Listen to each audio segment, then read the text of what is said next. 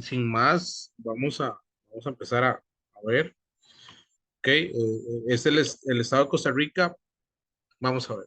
Costa Rica desde 1949 en adelante asumió un papel muy importante en cómo se hacía la política social, ¿verdad? Producto de las reformas sociales del 40 eh, y posteriormente, después de la guerra civil y la Segunda República, inició un proceso en el cual decidió basar su política en una política de, de Estado. ¿Ok? Esta política de Estado es una política social basada, entre otras cuestiones, en en los derechos humanos, ¿verdad? La primera generación de derechos humanos, que va a velar en tres ejes principales, que es salud, educación y trabajo. ¿Ok? Mediante estas cuestiones es que nacen ciertas políticas públicas que van a estar presentes a lo largo de pues el Estado costarricense como eh, una, al- el Estado costarricense como garante de que todas las personas tengan pues una oportunidad, una igualdad de oportunidades, ¿ok? El Estado se compromete a que todas las personas vamos a tener sí o sí las mismas oportunidades. ¿Cómo cuáles? Bueno, ¿cómo va a hacerlo? Bueno, mediante la implementación de una cuestión que se llaman políticas públicas. Estas políticas públicas son acciones gubernamentales, ¿verdad? Es decir, vienen desde el gobierno que solo son aplicables a un sector de la sociedad, a un sector que pues históricamente pueda tener algún tipo eh, de condición especial, la cual pues le va a provocar este, pues algún tipo de situación especial, ¿ok? Entonces, las políticas públicas son acciones y programas del gobierno que, como les decía, tiene que ver con una cuestión específica. Para eso tiene que tener ciertas características. Tiene que tener una meta específica, tiene que ser claro en lo que va a hacer, por qué lo va a hacer, ¿verdad? Eh, Claramente utilizan recursos, entre ellos, pues, recursos del Estado, ¿no? Que, pues, tienen su, su haber, por ejemplo, en en el financiamiento del Estado, en la utilización de impuestos, son el resultado de muchas negociaciones políticas, ¿verdad? Está dirigida y impuesta por el gobierno, es decir, las políticas públicas son exclusivamente de los gobiernos y tienen que ser hechas en lugares específicos de la población, ¿ok?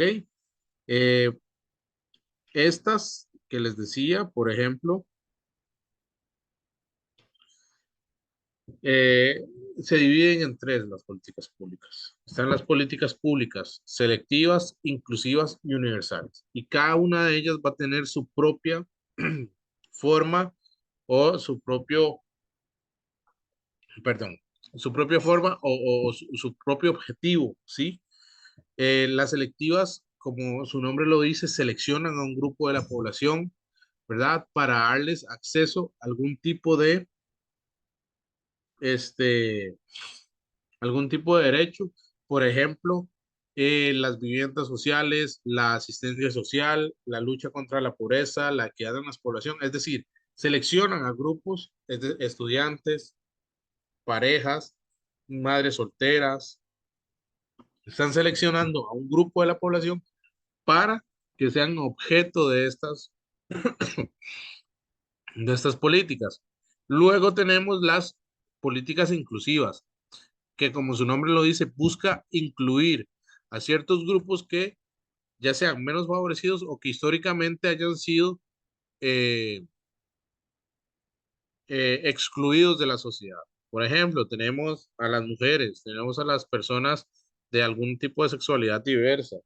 Tenemos a las personas indígenas, tenemos a las personas afro, porque lo que busca es incluir a estas personas, ¿verdad? Que en otro momento, por motivos históricos, sociales, económicos y tal, fueron excluidos de la, pues, del Estado, ¿verdad? Y luego están las universales que aplican para todo el grueso de la población sin que medie ningún tipo de especialidad o especificidad. Por ejemplo, como las políticas de educación, podemos ver ahora, por ejemplo, que ustedes estén haciendo bachillerato por madurez, es una política que tiene que ver con la inclusión, ¿verdad? Perdón, es una política universal porque va para todas las personas, ¿verdad?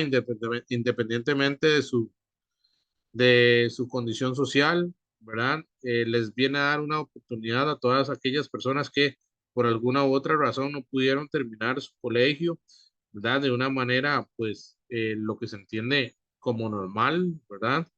Y les viene a dar esta oportunidad para que se logren integrar, pues, a las personas que tengan, pues, bachillerato. También, por ejemplo, no sé si sabían, las vacunas son universales. Tenemos el sarampión, ¿qué más? El tétanos, las demás, que lo que hacen es, bueno, son para todo el grueso de la población. Por ahí tenemos una marquita todos desde que nacimos, ¿verdad? Donde nos inyectaron nuestras primeras vacunas. Ya son universales, independientemente de nuestro creo, sea lo que sea, tenemos que tenerlo.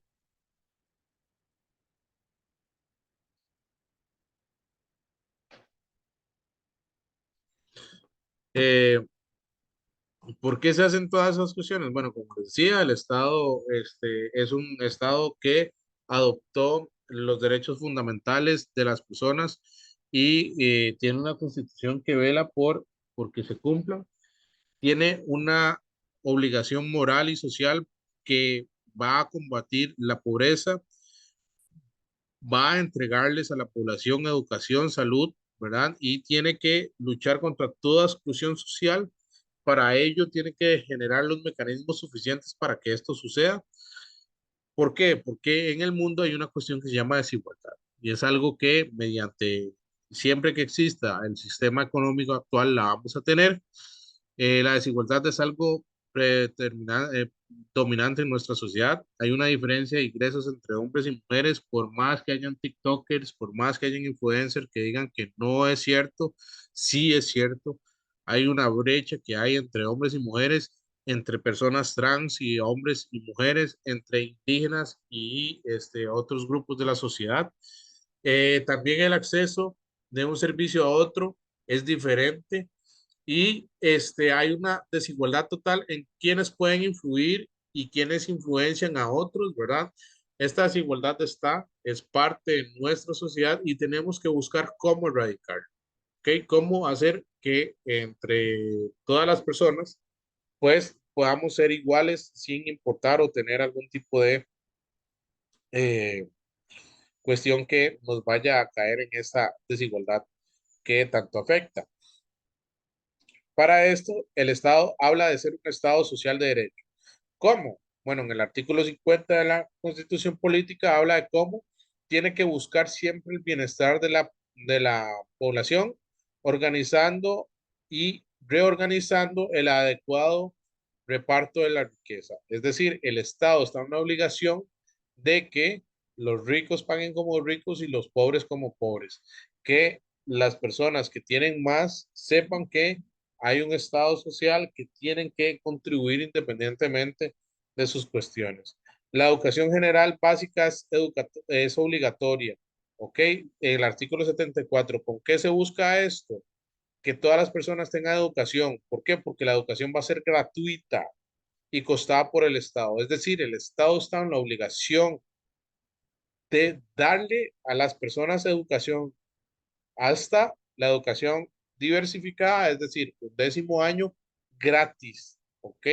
A toda la población. En los colegios públicos no se les puede cobrar a las personas por ir.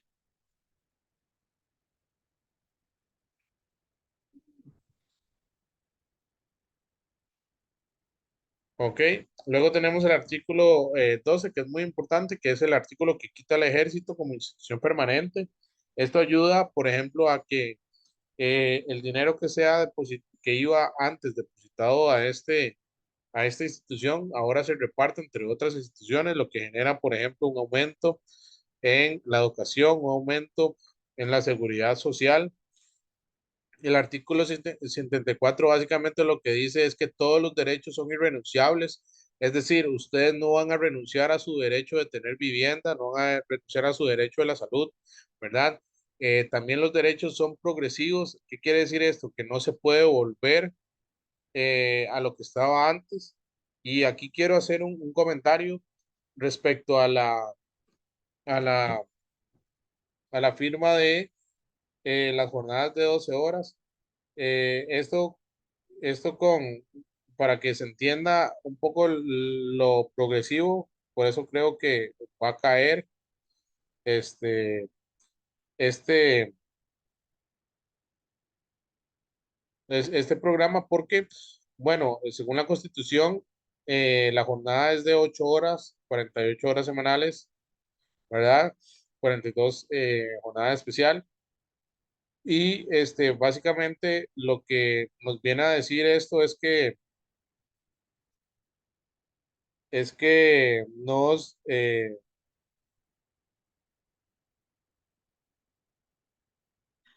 básicamente los que nos vienen a decir esto es que ustedes no pueden, los derechos que ya se ganaron no pueden volverse a perder. Entonces, ¿qué pasa? Que y la jornada es de 12 horas, entonces ya no tiene que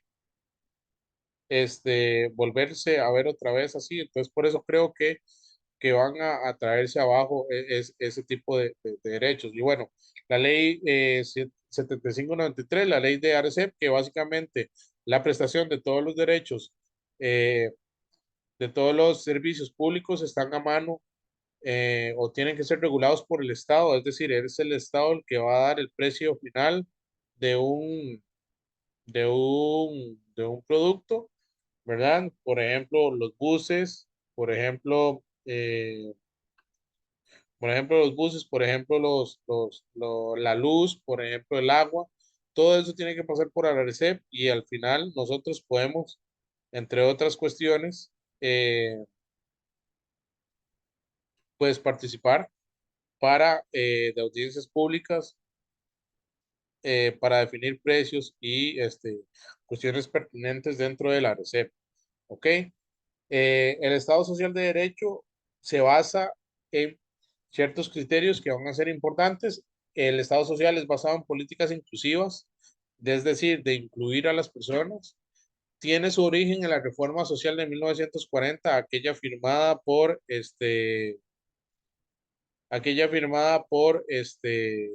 los comunistas, la Iglesia Católica y Calderón Guardia, ¿verdad? Que definieron el Código de Trabajo, la Caja Costarricense de Seguro Social, la Universidad de Costa Rica, ¿verdad?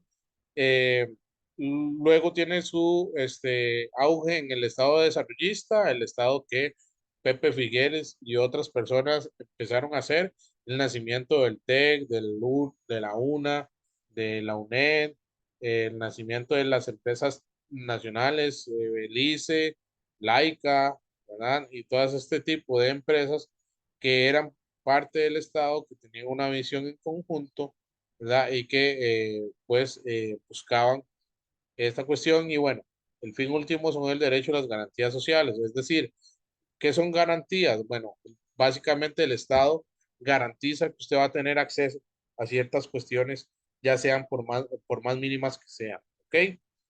El Estado desarrollista, ¿qué fue? Bueno, pasa de 1948 a 1980 y es una serie de transformaciones.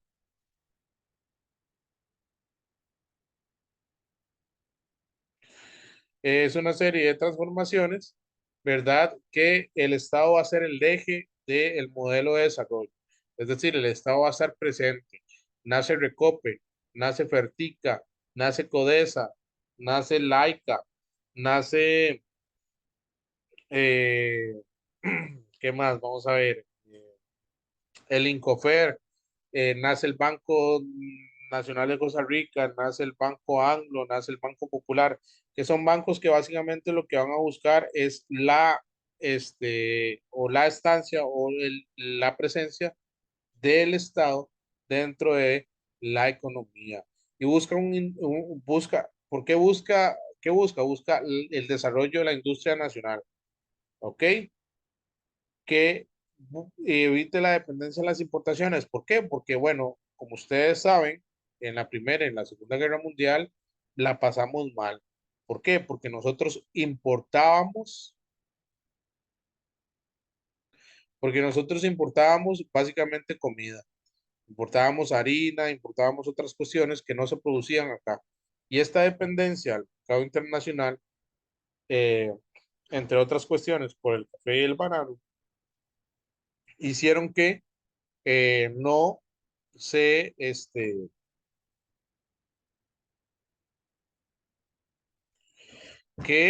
pues tuviéramos crisis. Entonces, ¿qué pensaron estas personas? Bueno, buscar desarrollar un mercado interno en el cual no se dependiese tanto del mercado internacional. ¿Cómo lo hace? Bueno, como les decía, nacionalizando bancos, que los bancos sean estatales, que el Estado tenga instituciones gubernamentales y un aumento de la educación. Nace el INA, nace el TEC, nace la UNA, ¿verdad? La UCR ya estaba creada desde 1940, por eso no la crea, pero sino también la refuerza, ¿verdad? Y dentro de esas cuestiones también se basa en la familia, ¿ok? ¿Qué artículos habla sobre la familia en la garantía? ¿Qué le garantiza el Estado a la familia? Bueno, básicamente que la familia es el eje fundamental de la sociedad y esta familia tiene el derecho del Estado, ¿ok? Siempre va a velar por la protección de la madre y de los menores de edad y los ancianos y el enfermo desvalido, es decir, las personas que tienen algún tipo eh, de, eh, de enfermedad, es obligación del Estado velar de que dentro de esta familia se esté velando por el debido cuidado. Por ejemplo, ¿con qué lo va a hacer? Con ciertas instituciones. Tenemos el PANI para los niños y eh, tenemos, ay, ¿cómo se llama? La del adulto mayor. Se me va.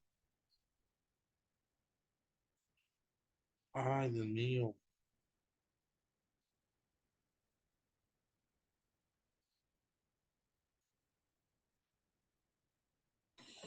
Ay, no, no, ¿cómo se me olvidaron? Bueno, están estas instituciones que velan por eso. El matrimonio es la base esencial de la familia y de la sociedad y descansa en la igualdad de derechos de los cónyuges. ¿Qué quiere decir esto? Bueno, básicamente que ninguno de los dos está por encima del otro, ¿ok? Eh, ambos son iguales ante la ley, ¿verdad? Por eso ahí vienen varias críticas sobre las pensiones alimentarias, sobre todo de las personas que no entienden cómo funcionan, ¿verdad? Y bueno, los padres, entendido padres como padre y madre, tienen, perdón, las mismas responsabilidades eh, con sus hijos dentro del matrimonio como los que tienen por fuera, ¿ok? Y todas las personas tienen derecho a conocer quiénes son sus padres, ¿ok? Tanto los huérfanos como las personas que pues tienen problemas estando embarazados o embarazadas y este, perdón, ah,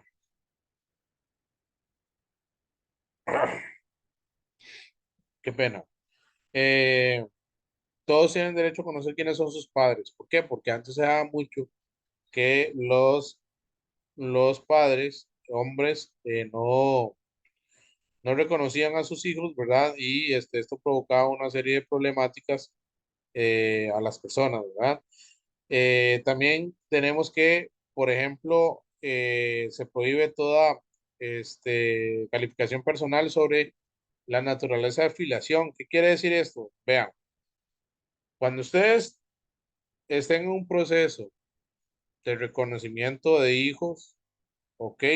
Nunca, nunca, nunca digan, ese hijo no es mío. ¿Por qué? Porque pierden todos los derechos cuando ese hijo es de ustedes. Tienen, pero no pierden todas las responsabilidades. ¿Qué quiere decir esto? Si ustedes tienen un hijo y lo niegan y les hacen la prueba y ustedes lo siguen negando y ya hay una prueba que ustedes dicen que son los padres, ustedes pierden toda calidad como padre, más no en su responsabilidad, ¿ok? Entonces, después de saber quiénes son sus hijos o quiénes son los padres de, no, no se puede negar eso, ¿ok? También el Estado básicamente lo que hace es darle a la mujer una protección especial y al bebé también mediante el PANI, mediante el INAMU, ¿verdad? Y básicamente lo que busca es que todas las personas menores de edad estén protegidas. ¿Ok? ¿Qué pasa ahora? Bueno, que el PANI pues últimamente ha estado sumamente pues desfinanciado, lo que ha tenido ciertas problemáticas estructurales. Por ejemplo, el caso de Craigville es un caso de absoluto abandono del Estado. Ni la escuela, ni el hospital, ni el PAN estuvieron presentes, ¿verdad? Estamos hablando que es una niña menor de edad que se embarazó a los 13 años, ¿verdad? Sumamente lamentable de su padrastro y que este, de ahí, no quedó en eso, ¿verdad? Lamentablemente, no se sabe ahora dónde está la chiquita y eso es un claro abandono del Estado. El Estado tiene que ser responsable de eso, muy probablemente sea demandado del Estado por no garantizarle la vida a la vida buena a esa niña Gabriel y sobre todo a su madre, ¿verdad? Una chiquita de 13 años, ¿verdad? Con una chiquita, con una niña de 9 meses. O sea, eso es lamentable donde se quiera ver. Y bueno, el Estado básicamente lo que también tiene que hacer es casas y viviendas populares para las personas trabajadoras, es decir, todos nosotros tenemos derecho a una vivienda digna y el Estado está en la obligación de dárnoslas, ¿verdad? Por eso existe el INBU, perdón, y el BAMBI, que son dos bancos estatales que como función principal tienen que eh, dar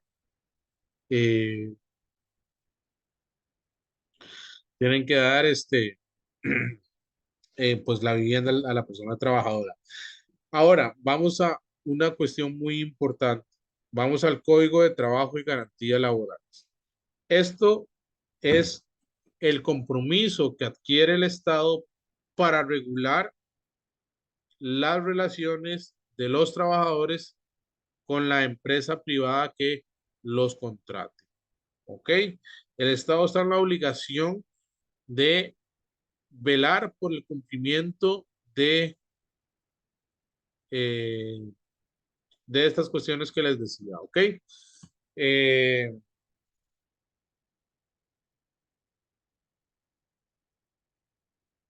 ¿Ok? ¿Por qué? Porque antes se daba de que, este, por ejemplo, los trabajadores tendían a explotar a los, eh, a los trabajadores. ¿Ok? En el artículo 56 de la Constitución Política, el trabajo, perdón, se ve como un derecho individual y un deber a la sociedad. Es decir, ustedes tienen el derecho a trabajar, pero también es su obligación hacerlo. ¿Ok? No ser vago, ¿verdad? No está dentro de la ecuación. También el Estado tiene que darles a ustedes la garantía de que su trabajo va a ser honesto, va a ser útil y va a ser debidamente remunerado. ¿Qué quiere decir esto? Bueno, que ustedes tienen que trabajar en cuestiones que estén bajo la ley. Por ejemplo, ser narcotraficante no es un trabajo, ¿ok? Trabajar manejando prostitutas, no sé si vieron lo que pasó en el, ay, ¿cómo se llama? En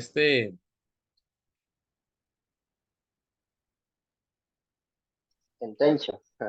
sí, justamente se me fue, en el Bar Royal, ¿verdad? Donde el cual varias mujeres estaban ahí contra su voluntad trabajando, pues esto no es trabajo, ¿ok?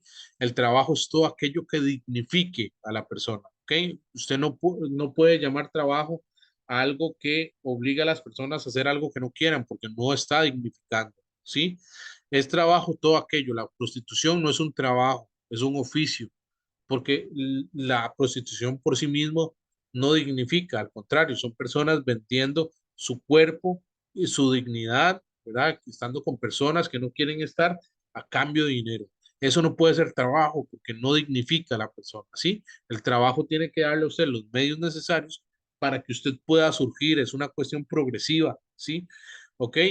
Y básicamente, el Estado tiene que buscar todas las formas en las cuales ustedes pueden tener un trabajo digno, un trabajo estable, un trabajo que sea remunerado honestamente, ¿ok?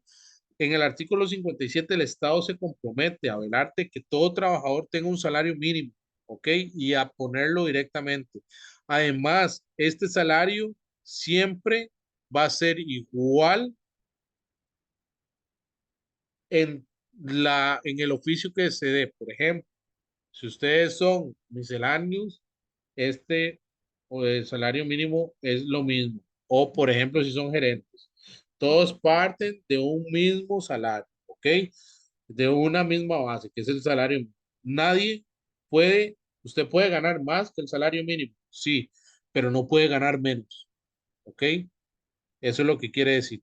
Y el artículo 58 básicamente dice que el trabajo diurno es de 8 horas y 48 horas a la semana, mientras que la jornada nocturna o especial es de 6 horas y 36 a la semana. ¿Qué pasa ahora? Que se está buscando modificar este artículo, el artículo 58, que básicamente se quiere poner en en ciertos trabajos, eh, la, este, la jornada de 12 horas, ¿verdad? Trabajar 12 horas, 4 días a la semana y descansar 3. ¿Ok?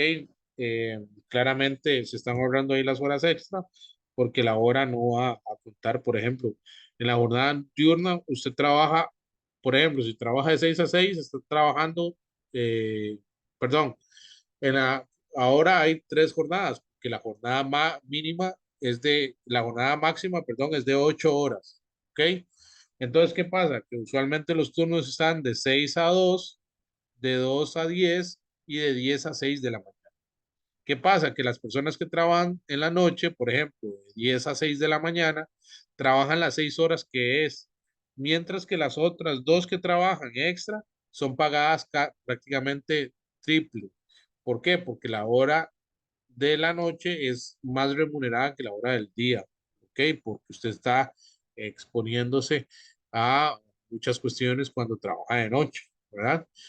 En el artículo 59 dice que todos los trabajadores tendrán un día de descanso después de 6 días consecutivos de trabajo y vacaciones anuales pagadas, al menos 2 semanas por cada 50 semanas de servicio continuo. Es decir, si ustedes trabajan 2 años para una empresa, tienen derecho a 2 semanas de vacaciones. ¿Ok? Si trabajan una, pues tienen derecho pues a una. Eh, Todos los trabajadores, tanto privados y los patrones, como trabajadores públicos y privados, tienen derecho a sindicalizarse libremente, a velar por sus cuestiones. Por ejemplo, no sé si han escuchado hablar de que se llama, ay, ¿cómo se llama? Horizonte Positivo, ¿ok? Horizonte Positivo es una de las cuestiones es un sindicato de trabajadores, ¿ok? Perdón, de patronos, son empresarios que están ahí eh, haciendo las cosas, ¿verdad? El artículo 61 también dice que el derecho al paro de los patronos, es decir, a parar sus fábricas para ejercer presión, y de los trabajadores a huelga, salvo en los servicios públicos básicos, como cuáles, este, como la medicina, ¿ok? También dice que tendrán fuerza de ley las condiciones colectivas que con arreglo a la ley se concierten entre patronos y trabajadores, ¿verdad? Para que queden ahí. Las condiciones colectivas son todo un tema. ¿verdad? Sobre todo para las personas eh, que pues queremos un Estado eficiente, ¿verdad? Y vemos las convenciones del ICE o, eh, ¿cómo se llama? Recope desde una visión muy mala. A mí me parecen que están mal, ¿verdad? Pero, bueno, tienen garantía de ley y la ley establece que así sean. Se pueden modificar, claro que sí. Dice que los trabajadores despedidos sin justa causa tendrán derecho a una indemnización. Si ustedes los despiden sin justa causa, tienen que pagarle su mes de cesantía, su mes de, su mes de cesantía y tienen que trabajar, pagarle lo que llevan de aguinaldo, ¿verdad? Y, por ejemplo, ustedes podrían demandar si no les dan una causa, ¿ok? Una causa que no sea, o sea, que no sea convincente. Y también el Estado básicamente lo que va a hacer es fomentar eh, las cooperativas de trabajadores para que tengan acceso a mejores condiciones de vida. Es decir, que las cooperativas puedan ahí ustedes comprar electrodomésticos, puedan pedir préstamos, puedan viajar, puedan hacer todas las cuestiones necesarias para mejorar su calidad de vida. ¿Ok? Vamos a ver, dice que el artículo 66, todo patrono eh, eh, tiene que adoptar todas las medidas necesarias de higiene y de seguridad para el trabajo. ¿Qué quiere decir esto? Bueno, ustedes trabajan y constantemente están escuchando máquinas, ¿verdad? Tienen que darle unos tapones. Si les puede caer algo en la cabeza, tienen que usar casco, tienen que usar chaleco y es el patrono que lo tiene que dar. Pues, si usted necesita ir al baño, este baño tiene que estar limpio, ¿verdad? El Estado, en el artículo 67, dice que el Estado va a velar por la preparación técnica y cultural de los trabajadores, es decir, básicamente que los trabajadores que sean del país tengan todas las herramientas necesarias para manejarse, las herramientas técnicas para hacer mano de obra calificada y básicamente también en el artículo 68 dice que nadie, no puede haber discriminación del salario, dadas condiciones entre costarricenses y extranjeros. ¿Qué quiere decir esto? Que no se le va a pagar más o menos a una persona por ser extranjero o por ser costarricense. Todos tienen que ganar lo mismo en la igualdad de condiciones. ¿Qué quiere decir esto? Que si ustedes son peones, que si ustedes son gerentes, tienen que ganar el mismo salario base, ¿ok? Ahí ya entra otras cuestiones como anualidades, como, ¿cómo se llama? Tiempo, trabajo en la empresa y tal, pero siempre la misma base va a ser la misma, no puede haber una distinción entre una persona extranjera y una persona nacional por ejercer el mismo trabajo, ¿ok? Y bueno, básicamente en el artículo 69 dice que todos los contratos de aparcería, es decir, todos los contratos que sean, por ejemplo, de trabajo rural, tienen que tener una distribución equitativa de los productos entre propietarios y apersaleros. El artículo 60 dice que toda la jurisdicción del trabajo depende del Poder Judicial. Es por eso que hay juzgados de trabajo. Si ustedes tienen un problema con su patrón, pueden ir a los juzgados de trabajo a demandar y si su patrón tiene un problema con ustedes, puede ir a hacerlo. No sé si vieron, hace poco de hecho, se hicieron famosos los juzgados de trabajo porque una persona que hizo Uber los demandó a Uber y sacaron, dieron una resolución, los juzgados de trabajo dijeron que sí, Uber tiene una relación laboral, eh, que es un patrono el Uber y que tiene que pagarles por lo menos a este trabajador, y esto es algo diferente porque las cuestiones de trabajo son únicas cada caso de trabajo es único, ¿ok? Entonces cada fallo es único. No es como otros casos en los cuales, por ejemplo, penal, donde hay una cuestión, una cosa juzgada, se vuelve a retomar, que se llama reserva de ley. ¿Ok? En las cuestiones de trabajo no, porque todos los trabajadores tienen condiciones especiales, son diferentes. Cada juicio es diferente. Entonces, por ejemplo, a este trabajador se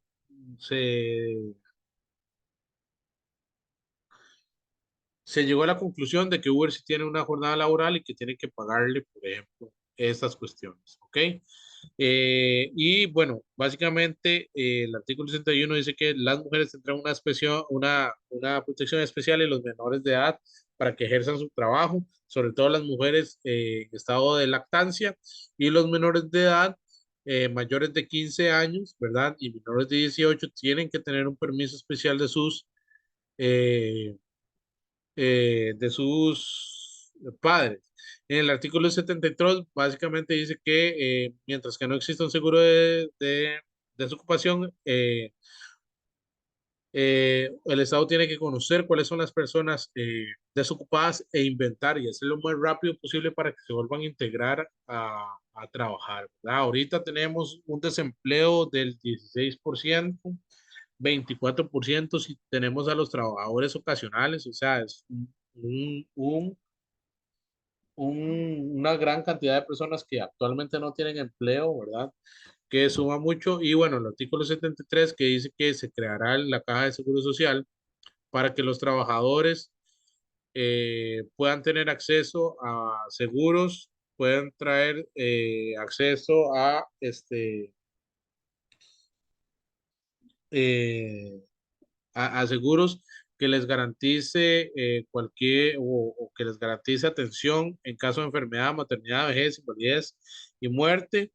Y estos seguros van a ser administrados por el Estado, ¿verdad? Y ahí es donde se crea el INSS, se crea la caja para que todas las personas estén pues en esa cuestión, ¿ok? ¿Qué vamos a hacer? Vamos a cerrar acá y vamos a volver para ver unas preguntillas de examen, para ir viendo cómo van y terminaríamos la clase. ¿Está bien?